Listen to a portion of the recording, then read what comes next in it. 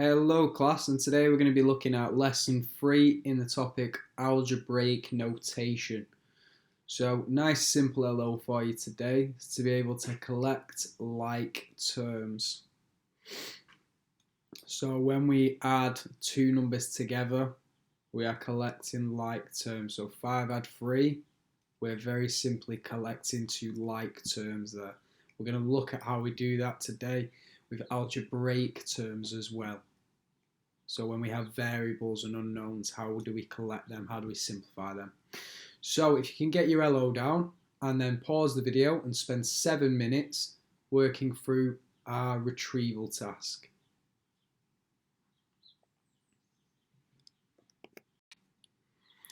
Okay, so this is a little bit trickier, this retrieval task. Let me get my talking about. So for starters, we just have a long multiplication. So we all know that method here. 7 times 7 gives us 49. Carry the 4, put the 9 here. 7 times 6 gives us 42. Add the 4, we get 46. Then we're not timesing by 3, we're timesing by 30. So we have to put a 0 here to represent the times 10. 6 times 7, and so on. And we get our answer 2479. When we're rounding to two significant figures, these problems here, what they're trying to find out whether you realise is that the first significant figure, counting from left to right, is always the first non-zero number. So our first significant figure is 8, and our second significant figure is 9. So we draw the line after the 9. The 6 is greater than 5, so it means that the number to the left of the line rounds up. So I put our little arrow. So the 9 would round up to 10, which has a knock-on effect on the next column, so it'd be 0.0090. Your answer is still right if you've missed out that 0 after the 9. So to 3 decimal places now, so we have to find the third digit after the decimal point. So our decimal point is here, so 810. Draw the line after our third decimal point. The number after it is the 3, so that means that we round down, so the number to the left of the line stays as it is.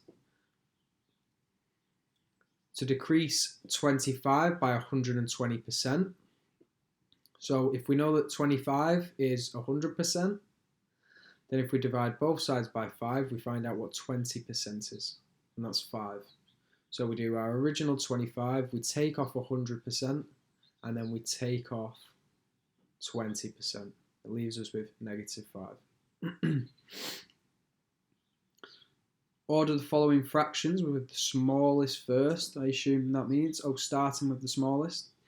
So first of all, we want to get all of our denominators the same so that we can compare quickly, nicely. So the lowest common multiple I noticed is that they all go into 18. So I have to times my first fraction top and bottom by 6, second fraction top and bottom by 2, third fraction top and bottom by 9, fourth fraction top and bottom by 3.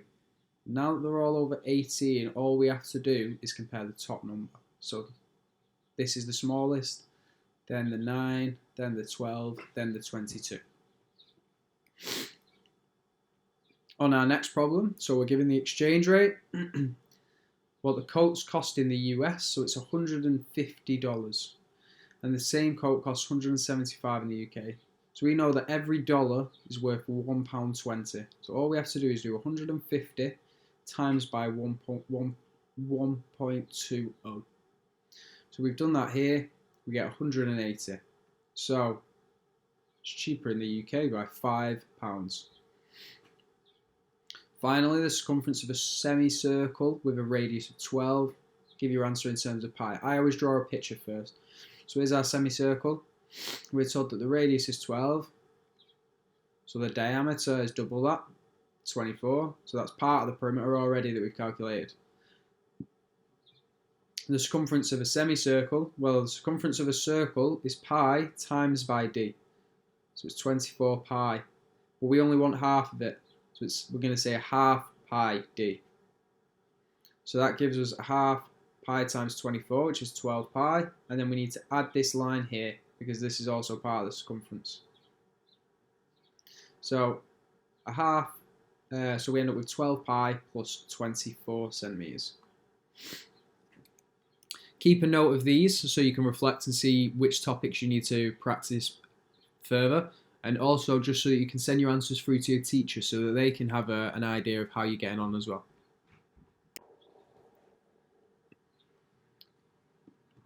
So let's have a look at our success criteria that's going to help us going forward in this lesson. So the first port of call is to check for any like terms. So what are like terms? So they're terms that have the same base variable and the same power on that variable. So examples of like terms would be, like we said earlier, if you had a positive 5 and a negative 8, they can both be collected and simplified because they are like terms. Now let's have a look at some variables. If we had a and we also had 4a and we also had negative 7a, so our coefficient, the number before our letter, is different. However, our variable, our base variable is the same, the a, and it's all to the same power. So it's to the power of 1, essentially. We just can't see it. So another example of like terms would be, say, if we had 3b squared and negative 4 over 5b squared. So again, put a little ring around these. So again, these terms here have the same variable b, and they are both to the power of 2. They're both squared. It doesn't matter that this has a fractional coefficient. It doesn't matter that it's negative. It just matters that we have the b squared in both. So unlike terms, I'll just give you an example so you can see. So unlike terms, so we couldn't have b squared and 2b. We can't collect those, can we? We can't collect 3a and 7. We can't collect them. So we don't have the same base variable and they're not to the same power. So these aren't to the same power. See, this here is to the power of 1. Then we have to find any constants that can be simplified. So we found the like terms, the like algebraic terms. We then have to find our constants and simplify them because these are also alike. Before we add or subtract the like terms, we need to make sure that we keep the sign, the symbol before the term. So is the term positive or is it negative? So like we had here at the bottom, we had to remember that our second b squared term was negative 4 over 5b squared, not just 4 over 5, negative. Okay, so now that we've got that, that's going to be at the bottom of every page. Let's move on and remember to use these as we're answering our questions.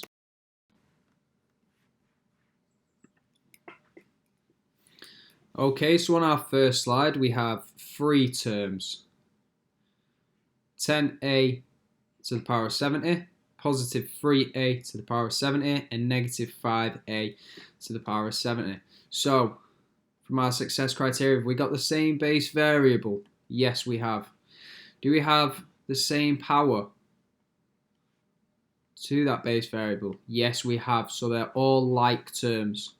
So we can just collect them then. So if we have 10 of them here, positive 3 of them here, so that's 13, and then negative 5 of them. So remember to keep an eye on the symbol before the term. So we've got 10, add 3 is 13, minus 5 is 8. So we've got 8a to the power of 70. So now pause the video and give yourselves a minute to try and solve this first we do problem.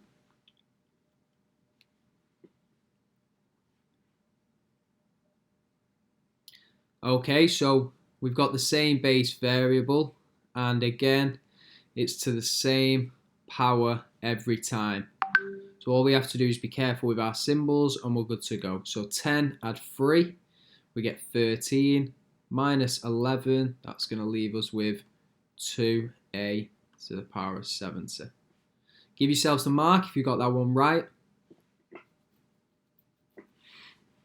Moving on to the next I do. Again, we've got the same base variable, and it's to the power of just 7 this time, but they're all to the power of 7. So they're all like terms. So we've got positive 10a to the power of 7 plus 3a to the power of 7, so that's 13, and then we're taking away 12. So we've got 1a to the power of 7. But we can also just write this as a to the power of 7, because when we times by 1, we're just going to end up with whatever a to the power of 7 is. Now pause the video and again give yourselves a minute to try and work through this second we do.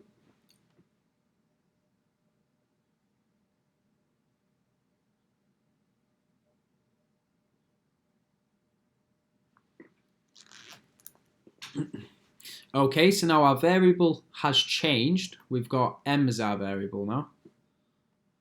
Doesn't make a difference though. Is the m always the same? Yes, the m's always the same. Is it to the same power? To the power of 7, to the power of 7, to the power of 7. Yeah, they're all m to the power of 7. So they're all like. So again, all we have to do is say, right, I've got 10 of them here. I've got 3 of them here, so I've got 13. 13 take away 12 leaves me with 1 m to the power of 7. Remember, we don't need to actually write the 1, because whenever we times by 1, it's just going to leave us with whatever m to the power of 7 is. Again, give yourselves the mark if you've got that one right. We've still got 2 more slides of practicing before you have any independent tasks, so there's nothing to worry about if you've not got it just yet. So now, okay, let's have a look. So fully simplify. So we have our m. So I'm going to do a line under here because we've got m to the power of 7. Now, we have m here, so our variable is the same. What about the power? Is the power the same? So this is to the power of 7, and this here is to the power of 1. So they are not like terms. And the way I differentiate them differently is I'll give them a different line underneath. Comes in handy when you start to collect them later, so you don't forget any. So this is fully simplified. We can't simplify it any further. So pause the video now and give yourselves a minute to have a look at finding out whether the we do are like terms. Okay, so here we go. So is our variable the same? M and m. Yep. Is our power the same? Well, we have to the power of 7 here and to the power of 5 here. So no, they're not the same. So we can't simplify it any further. It's already simplified.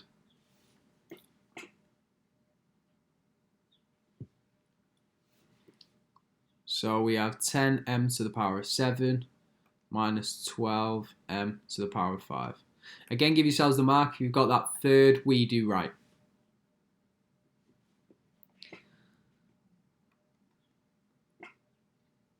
Okay, so, I really wish I had a bit of space here. Okay, so what we have to do first is again find our like term. So we have a check and we see that every single variable is m. So is our variable the same? Yes. What about our power? Now this is where it gets interesting, because here we have the first term. I'm going to start underlining these so that we can pair them like I said earlier. So I'm going to do this thick line for m to the power of 7. Our second term is m to the power of 5. So that's not the same power. Then we have 3m to the 7. Okay. And then what about our other two terms? They're m to the power of 5. So I'll do a squiggly line to know that them two should be paired together. So now the two thick lines should be paired together. They're like terms, and the two squiggly lines are as well. So now I'm going to try and squeeze this in. So 10m to the power of 7 plus 3m to the power of 7 is just going to be 13m to the power of 7. And minus 12m to the power of 5 plus 14m to the power of 5. So 14 take away 12 is going to leave me with 2m to the 7. Oh, sorry, 2m to the 5. 2m to the power of 5. So now pause the video and give yourselves 2 minutes to work through this fourth redo.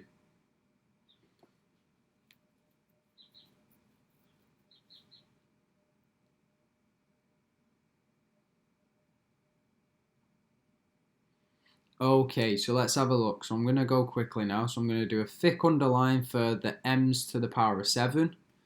And we have 2 of those. Then I'm going to do my squiggly line for the m to the power of 5. So m to the power of 5, m to the power of 5. So they're like. M to the power of 7, m to the power of 7. So they're like. So I'm going to do this up here just because I'm running out of space. So let's collect the m to the power of 7s. So we've got 10 of them for our first term and 3 of them for our third term. So we've got 13m to the power of 7. We've then also got negative 8m to the power of 5 and positive 14m to the 5. So 14 take away 8 is going to leave us with 6. So positive 6m to the power of 7. So you really need to be good as well at understanding sort of taking away negatives, and also it's going to get to a point where you have to practice your skills of taking away where the negative number is larger than the positive number, so we end up with negative answers. But this will all come with practice. So again, let's move on to the I do. So again, I will start to underline whatever is a like term. So m to the 7 here. Oh, this one here is p to the 7, the second term. So this one here, I'll do some dots because this is to the same power, as you can see, as the first term. However, it's not the same variable. So then we've got 3m to the 7, so that can be underlined. And then we have p to the 7 again.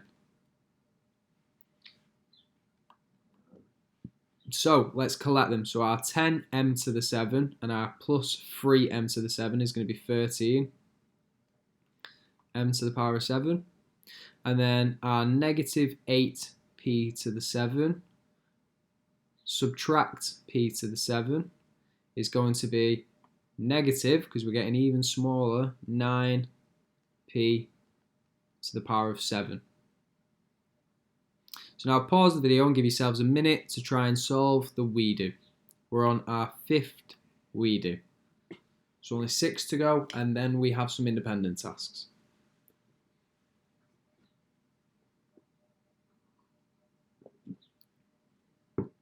Okay, so again, I'm going to draw lines and squiggles to pair them up. So we've got m to the power of 7. Our next term is p to the power of 7, so we don't want that. The next term is m to the power of 7 again, so we'll have a bit of that. Then I'm just going to do the dots underneath the terms that are p to the power of 7. So they're same variable, check, and same power, check. So let's collect them. So if we've got negative 1 m to the power of 7, so negative 1 there, and then plus 3. So that means that we're going to have 2m to the power of 7. And then let's connect our dotted terms.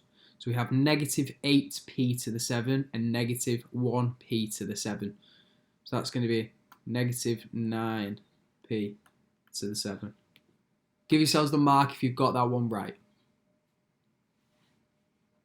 If you're not getting them right, is it a case of you're missing out terms? Do you potentially need to do a check and check the variable and then check the power? Do you need to do the lines to pair up the terms? What's going to help you? So, okay, so we've got negative p here on this I do. We've then got negative 3p here, so them two can be paired together. Same variable, same power. We then have negative 8p to the 7 and negative p to the 7. So let's simplify this up the top. So we have negative p and negative 3p. So that's a negative 1 and a negative 3. So that's negative 4p. We then have negative 8p to the 7 and negative p to the 7, which is negative 9p to the 7. We've seen that on the last I do and on the last we do. So now pause the video and give yourselves a minute to try and solve this next we do.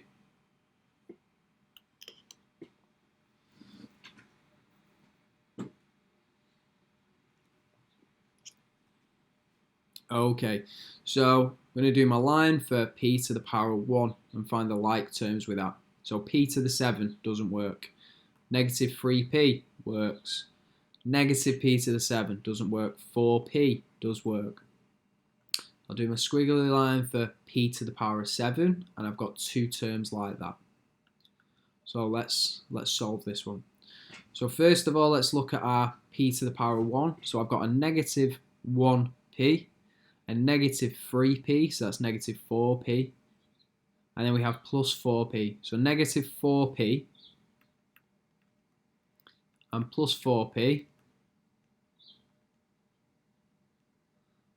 Well, these two here, we have one positive and one negative, so they're going to cancel each other out. So we're going to end up with 0p. So then next, we need to look at solving our p to the power of 7s. So we have negative 8p to the power of 7 and negative p to the power of 7. Oh, again. So we have negative 9p to the power of 7. And obviously this 0p is going to equal 0. So we just have negative 9p to the power of 7. Again, give yourselves a mark if you've got that one right. That's our sixth and final example of collecting like terms. Okay, so here's some algebraic expressions. We have 9 in total.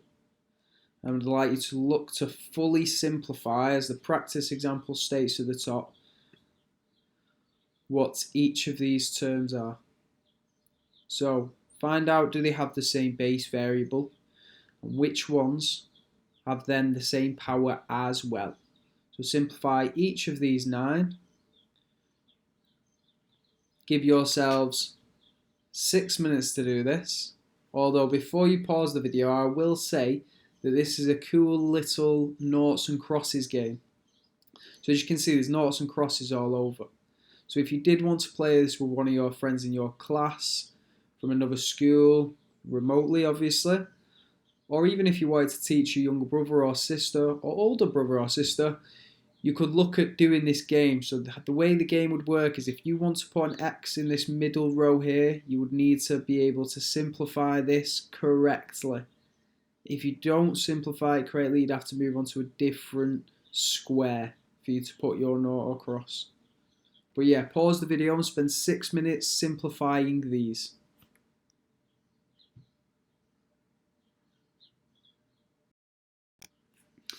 Okay, and here are our answers. So the fully simplified version is in the black box at the bottom. So in our first one, we had 2b minus b and plus 4b. So the 2b and the positive 4b would give us 6b. Our negative b brings us back to 5b. And then the b squared doesn't have anything like it in the algebraic expression. So we simplify it to just this. Mark your answers and keep a note. Did you get all 9 right? Well done if you did. If you were stumped, what were you stumped by? Did you forget about the symbol before the term? That's a very, very, very common mistake. Was it the fractional addition that stumped you?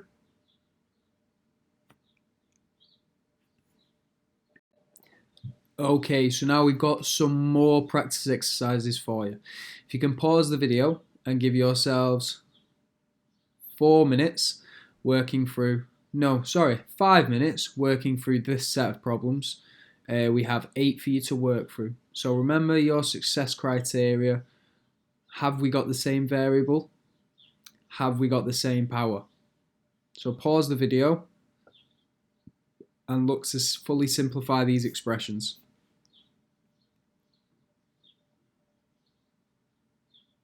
Okay, now that you've had some time, let's have a look at our answers.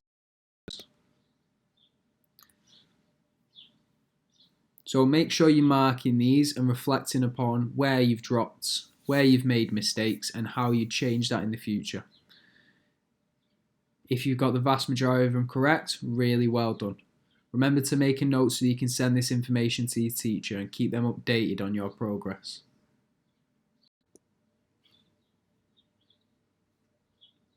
Okay, now's the time for a bit of reflection. How did you do in the lesson?